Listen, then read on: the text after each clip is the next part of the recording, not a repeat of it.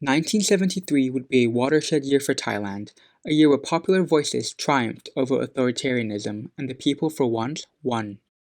Thai's social and political nature was significantly transformed, unleashing a whole new period of activism and empowerment of the lower class. To understand how profound the 1973 Popular Uprising was, let's go back 15 years.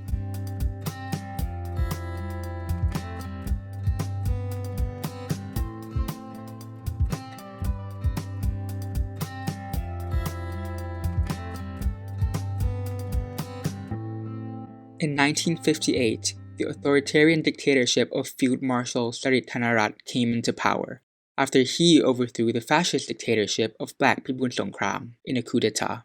His rule was characterized by totalitarianism, lack of any full constitution, and the inability for any kind of student or labor movement to take shape. The government ruled only under the coup's Revolutionary Council's proclamation.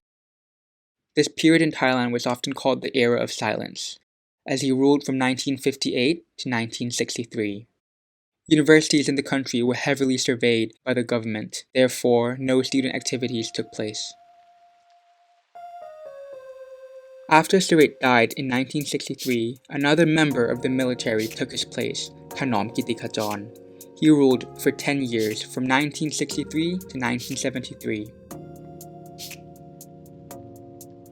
In 1968, there were growing demands by the people for an end to the dictatorship and for change to come, after 11 years of no economic or political change. At the same time, the NCST, or the National Student Center of Thailand, was formed to connect university students from across the country. This was when student activities started to slowly spring up.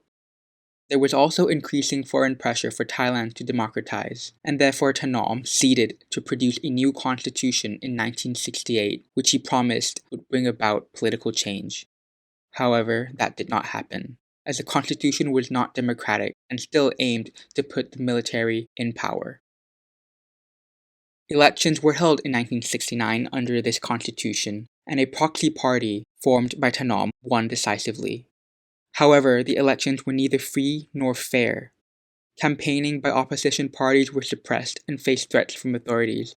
Vote rigging and vote buying plagued the elections. Nevertheless, Thanom now had to rule as a prime minister with the presence of a parliamentary opposition and a freer press. At this time, student groups started to hold forums and form dialogue on social issues, some editing and publishing their own magazines, which included criticisms of the government and calls for true democracy. Leftist ideas started to flourish among the students as well as the lower class workers and farmers. Thanom was dissatisfied by the increasing democratic political nature of the country, and therefore he staged another coup d'etat against his own government in 1971, reinstating him as a full dictator once again.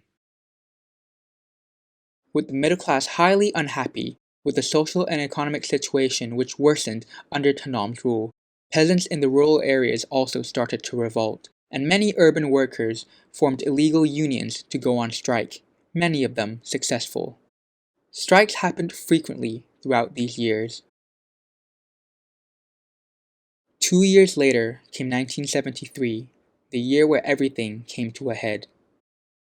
In April, the Tung Yai Naresuan scandal happened. A military helicopter crashed in Tung Yai Naresuan National Park, and the corpse of a shot wild buffalo was found among the wreckage. The government was immediately accused of abusing power to carry out such immoral acts of game hunting in a protected forest area. Members of the military who were on board were directly funded by the government. This news led to widespread public anger, especially among students.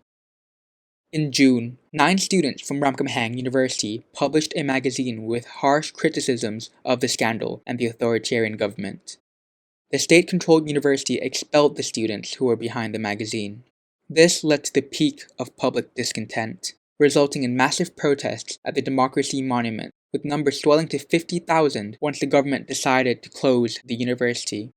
Protesters demanded the readmission of all 9 students. And as the general public joined the protests, the university agreed not to expel the students. However, the protesters' demands went further. They demanded for a new and democratic constitution to be drafted within 6 months, and truly free elections to be held.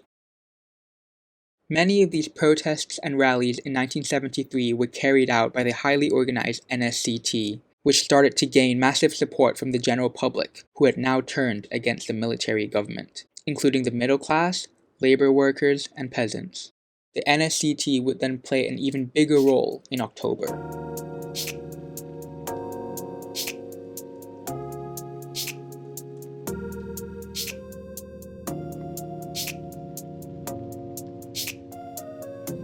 Massive protests happened between the 6th and the 14th of October, and I will slowly go through the events of each day. In fact, in the first week of October, a constitution demanding group made up of activists and former members of the NSCT made a statement at a monument near Sanam Luang, or the royal field in front of the Grand Palace, declaring the three goals of the group. One is to demand the government draft a new constitution as quickly as possible and peacefully enact its usage. 2. To educate the populace on the political importance of a constitution in a democratic system. 3. To rally the people to defend and safeguard the public's human rights and civil liberties.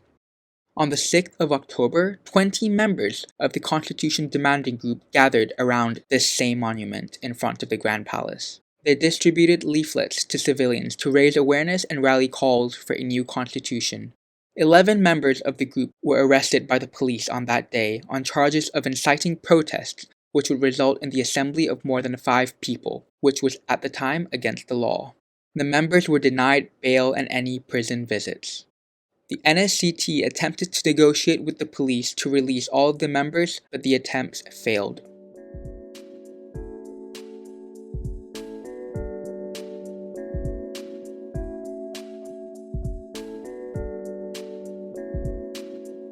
October 8th, student protests started again after a hiatus of 4 months within the Thammasat University campus to demand the release of political activists, but these calls were also not met. 9th October, students from various universities assembled to continue protesting, while Tanom enacted Article 17 of his constitution, allowing him to take full control of the arrestees until an investigation was conducted. A government radio broadcast branded the arrested student activists as communists, who were vying to overthrow the regime and bring extreme instability and insecurity to the nation. The NSCT responded to these claims by calling them false accusations of pure and innocent civilians, and called on the government to repeal Article 17. The 10th. Protests in Thammasat University swelled to 20,000 people. Protests continued into the next day, while the NSCT demanded that the government release the arrested activists without any conditions, as the government's actions were a direct infringement on personal liberty and rights. On this day, the NSCT and the government went into a direct meeting to negotiate. However, the government stood firm in their decision to continue the usage of Article 17 and deny the release of the activists.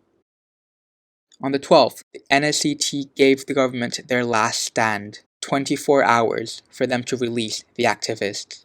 They vowed to fight at any cost for the people's liberty and democratic rights. At this time, up to 200,000 people were protesting in and around Thammasat University. Labor activists, workers, and the middle class joined the protests. That evening, police allowed the bail of the student activists, but the protesters rejected this offer as they still demanded their unconditional release. On the 13th, protest leaders took the protests onto the street outside of the campus, marching the crowd to the Democracy Monument and then to Jitlada Palace. There was around 400,000 people. Finally, the government agreed to release the prisoners and agreed to the drafting of a new constitution by 1974. With their demands met, protesters agreed to disperse from the area, but they were however met with police force. After midnight on October 14th, clashes occurred between protesters and police, even though they were in the midst of leaving from the area, with reports of police hitting the students. When day broke, hundreds of thousands of people again gathered at the Democracy Monument to protest the police's violence and defend the beaten students. However, this time the government refused to make any sort of concession, and they brought in troops to violently crack down on the protesters, resulting in injuries and deaths. Shooting occurred, and the bodies of the dead were hailed around the city by protesters, attracting even more infuriated members of the public. Eventually, military helicopters flew in and started to shoot at the protesters from above, as well as tanks and infantrymen. Violence continued into the night, resulting in a total of 77 deaths and 857 injuries. On October 15th, it was announced that Thanom and his family, as well as the Deputy Prime Minister, Praphat Charusatian, had gone into exile abroad. This abated the violence as quickly as it had begun. After all these events, the king appointed a new prime minister who would oversee the drafting of a new constitution, which would be promulgated in 1974, and democratic elections were held.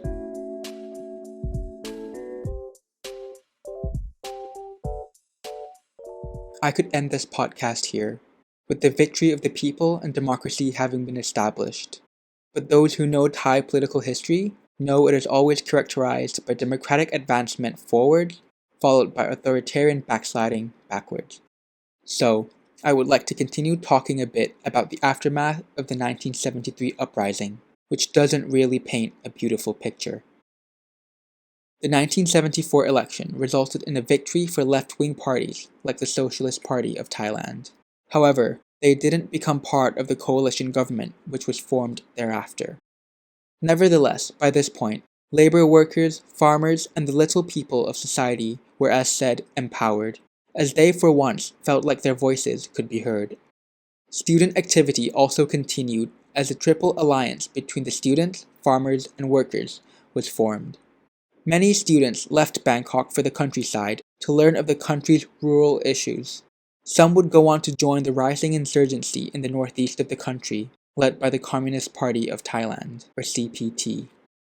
However, it was only a matter of time until the country's establishment realized that the elected democratic government hasn't been able to solve the country's deep-rooted issues, as disruptive revolts and strikes still continued. In 1975, the fall of Vietnam, Laos, and Cambodia to the Communists, and the growing power of the CPT in the Northeast, put the establishment further into panic mode. Ultimately, this led them to come up with a new plan, to justify another coup which would restore stability in the establishment's sense of the word. Right-wing forces gained public support when state propaganda against communists and the students were disseminated. They were branded as a threat to national security and the monarchy. The middle class were also alienated from the once popular student movement, as they were seen to have been developing ties with the communists in the countryside. This all exacerbated the state's license to kill. The establishment's attempt to stop the socialist movement in Thailand culminated successfully on the 6th of October 1976, less than 3 years after the uprising. On that day, students gathered at Thammasat University to peacefully protest Thanom's return to the country. But the state and the military, with backing from right-wing members of the public, carried out a ruthless massacre of the students inside the university gate. Students were beaten up, lynched, sexually assaulted, and even burnt alive by both soldiers and right-wing mobs. There were at least 100 deaths and hundreds more injured. Horridly, this event marked the end of Thailand's short-lived taste of democracy once the military declared martial law that evening and took over the government in the country's 8th successful coup d'etat.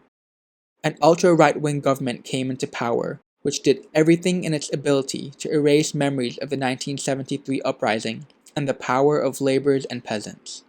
They banned the CPT. They banned student activism, peasant organizations, trade unions. They raided left-wing media and newspaper companies.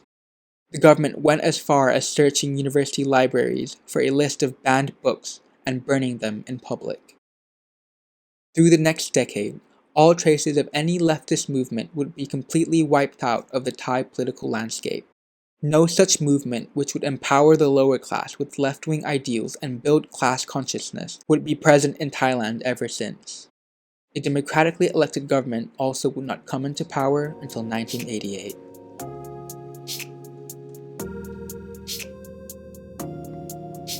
In light of the current student movement in Thailand, and as a Thai person who wants to see a brighter democratic future for this country, I leave you with this short speech. Democracy and hope was for so long lost in Thailand. In fact, it wasn't only lost, but many times it was stolen. Stolen by a power-hungry few who refused to listen to the people's voice. Is it now not the time for us to restore hope to the people with our own hands if no one else will? Is it now not the time to carry out the duty to fight for an equal democratic society we all want to see? Yes, now is the time. Now is the time to take back from them the liberty, resource, and future which was rightfully ours all along. Now is the time to fight for those who have fallen before us, calling for the same just society. It is time for justice to be served to everyone. Continue this fight and do not lose hope. Thank you for listening today.